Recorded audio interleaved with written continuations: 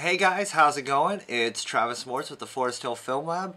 I apologize, I've been off air for a while. I've been busy shooting and doing other stuff, and I lost the charger for my digital camera for a while, and basically I've just been slacking a little bit on my YouTube, so here I am, I'm back. I decided to kind of make a little bit of an update video, just kind of tell you guys what I've been up to. I'll talk about, a little bit of this camera. I'll talk about this book here. Kind of a mixture of all the sorts of videos that I usually make, but just kind of all balled into one, as well as like a little bit of an update on what I've been up to. So I'm just gonna dive right into it and kind of just tell you what I've been doing since the last video you've seen, and hopefully I could get motivated again and start making more videos for you guys, because the feedback has been awesome, and I've just been so busy that I've been doing other things. So yeah, let's get started. Alright, so August was a pretty busy month for me, and I really just didn't get anything done for my YouTube account. And that's because at the beginning of the month I actually had a really big event that I shot. Every year there's the US Open of Surfing down in Huntington Beach, and thousands, tens and thousands of people go out there to watch the best surfers in the world compete. And this whole event is sponsored by Vans, and so they build like a whole Vans village on the beach. They got like a full-size Vans store for this event. It's a crazy event. And they also have a skate park built. They have like a skate park built just for the weekend, and they have a big contest out there every year, and it's called the Doren Invitational. Well, anyways, for the past few years I've really wanted to photograph this event going on, but I didn't really have the means to get on the course or anything like that, and I also it's in Southern California, so I'd really have to plan ahead for it. So this year I decided I really wanted to shoot that event, but I wanted to do it my own way. So I really wanted to shoot it on 4x5 film with my speed graphic. And in order to do that, I really had to be on the course, in the action, in order to get the kind of photographs that I wanted. So I messaged the guy that runs the marketing department of Vans, and I asked him how I could get on the course. And he said that I needed some sort of editorial backing. I needed some sort of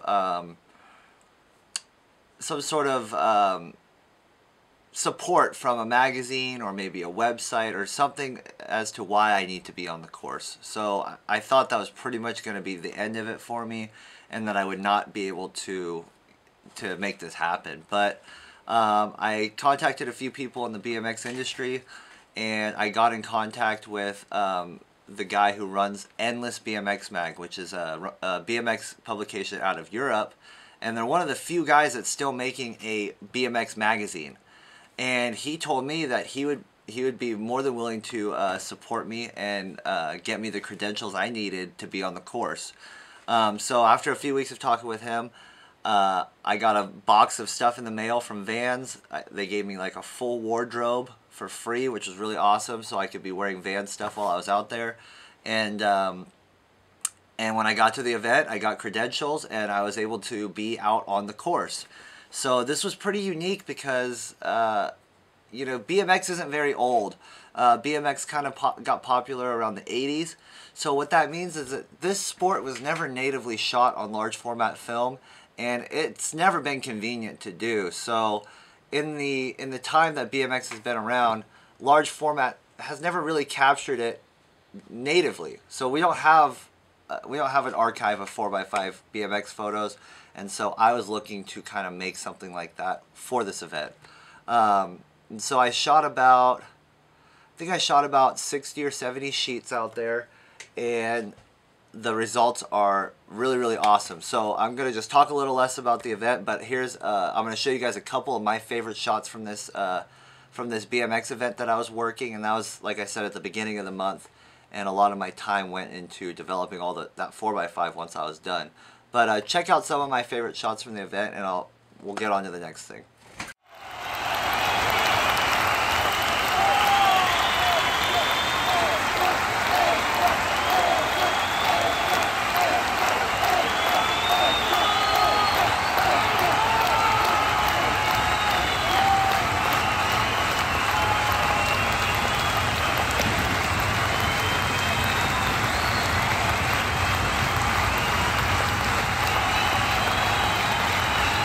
So now that you've had a chance to look at some of those photos, you know, I'm pretty excited about the results that I got. You know, going out there with such a big camera, I was shooting with the rangefinder, I was shooting with the focal plane shutter, and I was shooting with the wireframe sports finder that is on the camera. So when I was out there shooting, I didn't know if I was really in focus. I didn't know if I was really getting the shots I was expecting to get. I made a few mistakes, a couple. I think I pulled a holder out while the dark slide was still out on one, got a little bit of a light leak. At the beginning of my shooting, my lens wasn't locked in the correct position on the lens board, and that made my focus wrong for about 6 sheets, and I found that out. That was pretty devastating. And that's the thing you have to accept when you're shooting something like this. I knew going into this event that I was only going to be able to shoot a select number of tricks because I had to anticipate the rider so far in advance to get my shot set up that I couldn't shoot their whole run. I'd have to watch them ride, and then once they did their run once, I would have to learn where they're going to do a trick that I liked, and then I have to position myself in that spot when they go again. And so in order to do this, it was very taxing. I had to kind of keep track of every rider's line through this intricate bowl, and set my focus in advance for them to do things. So you know, I didn't get to shoot 1,000 photos like maybe some of the other guys out there, but I'm really happy with the results I got with the few that I did shoot. I mean, I shot less than 100 frames for the whole weekend, and that's probably crazy to some people out there that were shooting, but I managed to sum up the whole event in less than 100 frames. That's pretty good. And anyways, I was thinking that these photos are just going to end up on the website or some sort of blog post, and that's normally where it would have ended up. But the guy who was running the magazine was so thrilled about my photos that he asked if I'd be interested in having them published in the magazine and writing a story about it. So I'm pretty excited about that. It's kind of like more than I could have ever hoped for. I really just wanted to go out and shoot this thing for myself. So that was really cool, and that's kind of what I was doing at the beginning of last month. And when I got home from that, I had, like I said, about 50 or 60 sheets of film to develop, along with like 20 or 30 customer rolls. And so I've kind of just been busy doing the grind all month, and haven't really made any videos. So I wanted to talk some more about some more film stuff. So this is a Brooks Very Wide 6x9 camera with a Schneider 47mm wide-angle lens. And all this stuff actually ties together, I realized. So a while ago, 5-6 years ago, I met a man named Richard Conrad. And Richard Conrad was Dorothea Lange's last assistant before she died. And he helped her get her whole entire portfolio gathered up for the last Museum of Modern Art show, for her last show rather. And anyways, I met him in Rockland, and the day I met him, I was going to look at some Hasselblad gear on Craigslist. That's how I met him.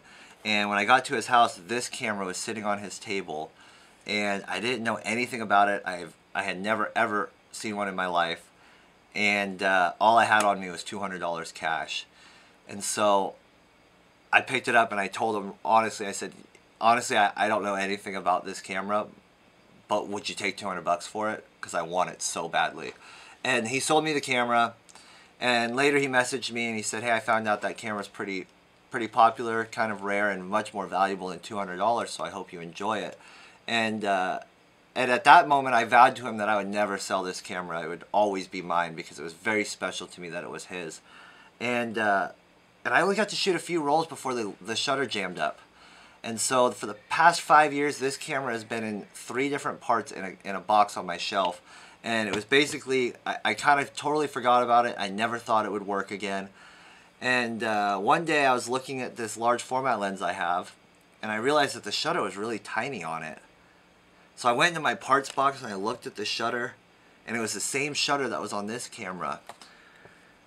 So I thought long and hard, and I waited a few weeks, and I decided one day, you know what, I don't really care about that large format lens quite that much. And I sat down at my kitchen table one morning, and I went to work, and I started working on this camera.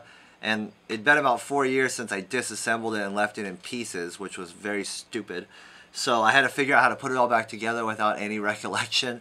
And long story short, I managed to get it working. I replaced the shutter on it, and I managed to get the focusing ring in the right spot, and everything is working. And I have my Brooks very wide back, so I'm super excited about it. I wasn't really gonna waste my time doing a review video on it. It's a pretty straightforward camera. It's got a focusing ring here. It's distance focus. It's got a large format lens to set up your shutter speed and aperture. It's got this beautiful viewfinder, and the back is basically just advanced for the next frame. This camera was made in Japan for Graflex, and yeah, it's a pretty special camera to me though, because like I said, it was given, or not given to me, but it was I got it from Dorothea Lange's assistant, and that started a long relationship between me and him, where he actually gave me a Linhof, and I got to hear stories about Dorothea, and all of it was really, really inspiring, and that was really a huge turning point in my photography journey. So that's the Brooks Very Wide. Like I said, I kind of just wanted to talk to you guys about film stuff in this video, along with an update. So this kind of leads into this. So this is a book that I found the other day about Rondell Partridge. For those of you who don't know who Rondell Partridge is the son of Imogen Cunningham, who is one of the female members of the F-64 group. And so she's Imogen Cunningham's son, and because of that, he grew up with, you know, surrounded by famous photographers. Dorothea Lange was his mother's good friend, and so Rondell Partridge in his teenage years began assisting Dorothea Lange and Ansel Adams in the field, and this guy's got a history in photography unlike anybody else. And that's why I thought it was kind of cool. These things are a little bit connected because I got this camera from one of Dorothea Lange's assistants that was in her documentary. If you watch her documentary, Richard is actually one of the first people to speak in the documentary talking about Dorothea. And the other man in the documentary is Rondell Partridge. And so these people know each other. These people know Dorothea Lange, and I thought that was very special that I somehow know, you know, I'm somehow connected. I know Richard, who knows Rondell, who knows Dorothea.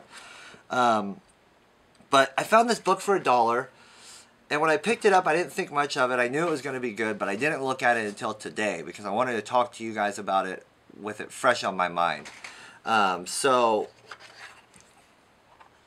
Watching Rondell Partridge speak about Dorothea Lange in her documentary was really, really inspiring, and I could tell that he loved photography. And after reading this this foreword by Daniel Dixon, I really learned how much Rondell Partridge loved photography, and it became more inspiring for me. So I'll try not to get too confusing because I know all these people and their relevance, but I'll try to explain it to you. So Daniel Dixon is Dorothea Lange's son, her firstborn son. So as Dorothea Lange's firstborn son, he grew up alongside Rondell Partridge in some aspect because Rondell Partridge is Imogen Cunningham's son, and so on and so forth. So this was written by Dorothea Lange's son about Rondell Partridge, and I'm just going to read this part. So basically it says that Ron used to wake up in the morning and go to the swap meet every week. He lived in Oakland. He lived a simple life. And they said that, here's the part I want to read you. He is interested in everything. A friend told me recently that Ron is a photographic magpie. No wonder he's so fascinated by the flea market. Interested in everything? So it seems, but Ron Partridge is a whole lot more than just interested in photography. I've known and worked with many different photographers over the past 50 years, and I doubt that any of them have ever loved photography as much as Ron Partridge loves it. That includes my mother, Dorothea Lange, with whom he worked as her assistant before he was able to vote. And that also includes his mother, Imogen Cunningham, whose passion for the art was almost equally intense. Ansel Adams was likewise, in his own way, as ardent, but in my experience, Ron's feeling photography is unique and incandescent. And so this guy who knows, he's speaking about Dorothea Lange, Imogen Cunningham, and Ansel Adams, and he knows them well, and he's saying that Rondell Partridge loved photography even more than those people. And this is the part that I love the most because I really feel like I connect with Ron. To begin with, he loves the craft of photography. Many of his fellows wince at darkroom drudgery, but Ron exults in probing a possibility, in testing a technique, in devising a process, in solving a problem, and making a print that even he may think is just about perfect. He loves the tools, he loves the equipment, tripods, easels, light meters, lenses, gadgets, gizmos. He collects photographic paraphernalia as some connoisseurs collect books or paintings or porcelain.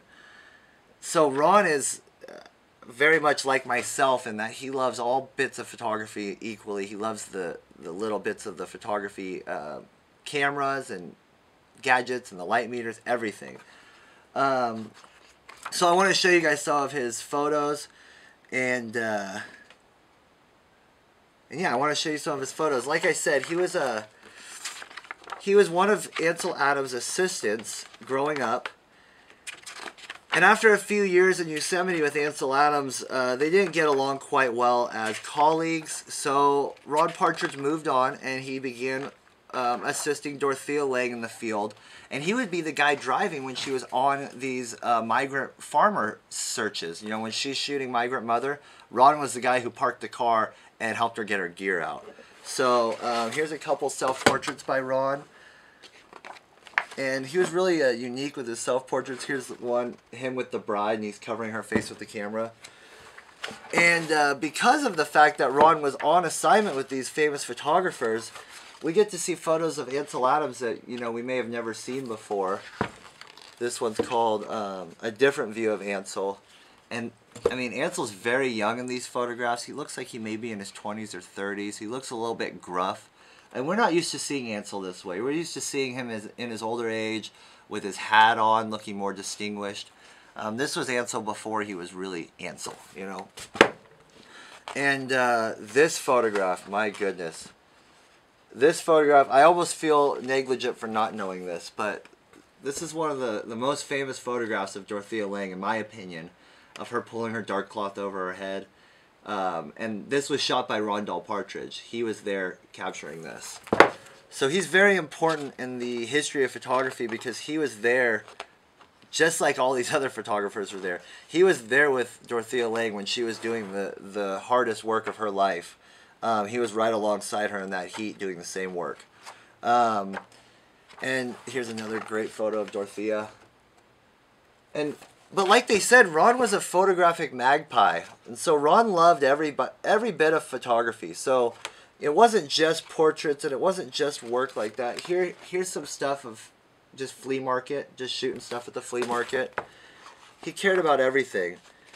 And here's Dorothea in her old age now. This is near her death. This was in the late 60s, or the early 60s. She died in 65. And so I wanted to read the afterword because I thought it was really excellent. Some of the things that his daughter said. And so this was written by his daughter, Elizabeth Partridge. And she says, "My parents, Rondell and Elizabeth, had three inviolate rules when we were growing up. Never leave the house without putting on cowboy boots in case we come across a rattlesnake. Never scream unless we saw one. And always stay out of my father's light." And I'm like, wow, that's excellent. These kids, his daughter remembers, even as a child, the photographic process being part of her life.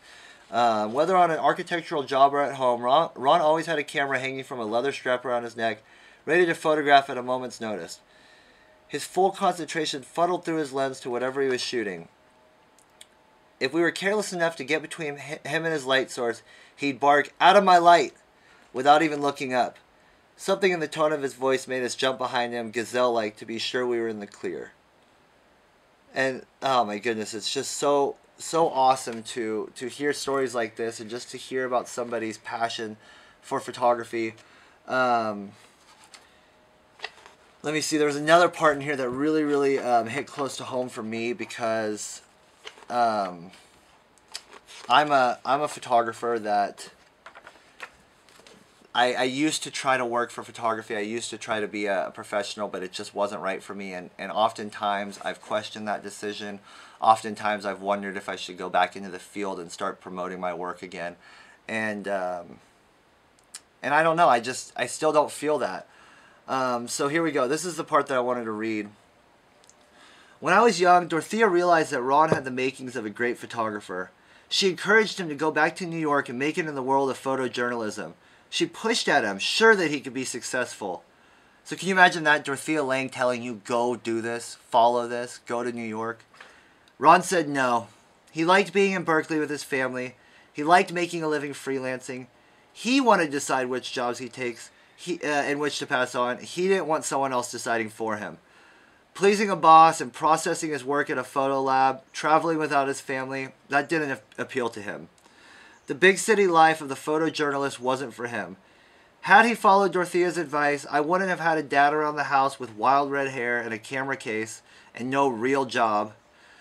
I wouldn't have had the chance to sit quietly in the darkroom as Ron rattled around doing his printing, and I wouldn't have seen him photographing all these years, carrying with him the knowledge of these California photographers and filtering it through his own inimitable, oh, I can't even read that word, sorry, inimitable sense of being. Ron would have lost something too. He's a photographer on his own terms, making the images that appealed to him and not to someone else.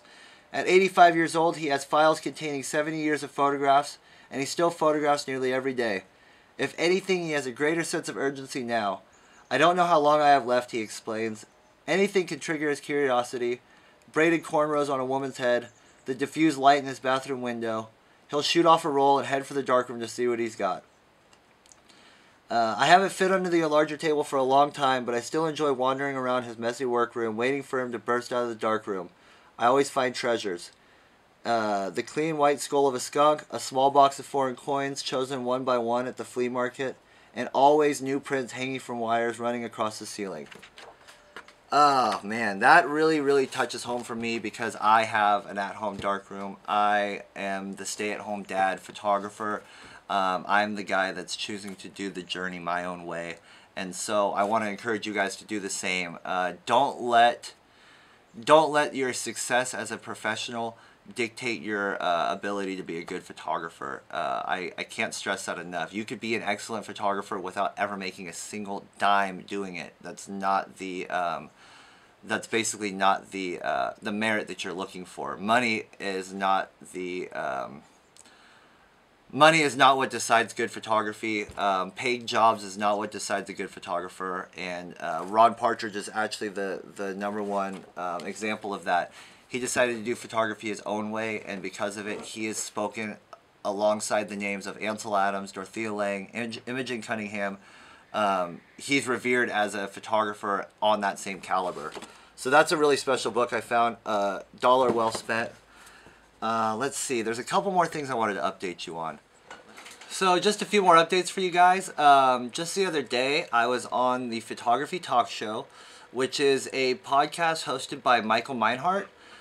He's a guy from Germany, and basically he interviews film photographers on his podcast and just talks about photography, film photography specifically, and you know what's special about it and how you feel about it. So we had a good hour-long conversation on the topic of photography, and he asked me some questions about my journey, and we talked about how we got started. It's a pretty good discussion. So go check that out. I'll put a link below in the description.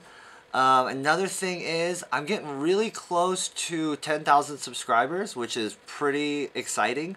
I really never expected my channel to kind of pick up this kind of traction. I just started putting the videos on here, and you guys are really supportive, so thank you so much.